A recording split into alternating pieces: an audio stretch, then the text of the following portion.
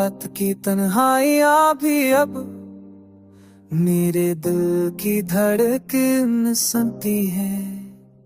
तुम बन हर लम्हा अधूरा है, यादें बस दिल के अंदर चुभती रहती है।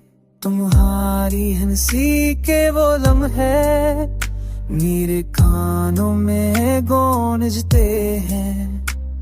तुम चले गए तो जिंदगी साकन हो गई, मेरे ख्वाब अब टूटे हुए पल हैं। हर रात तुम्हें सोचता हूँ, खामोश आँखों से तुम्हें पाता हूँ।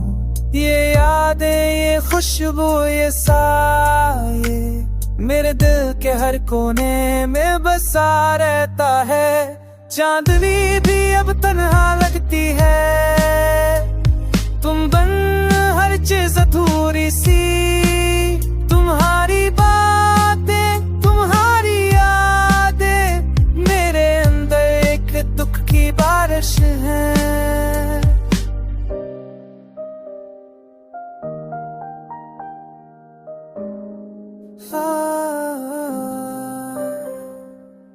मोहब्बत मेरी सच्ची थी तुमसे, पर किस्मत कुछ और कहती रही।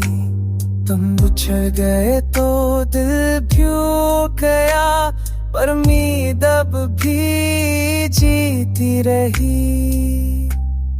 रात भर आंसू बहाता हूँ, खामोशियों में तुम्हें पुकारा हूँ। काश तुम सुन सको ये दिल की बात, शायद तुम भी मेरी कहीं महसूस करो।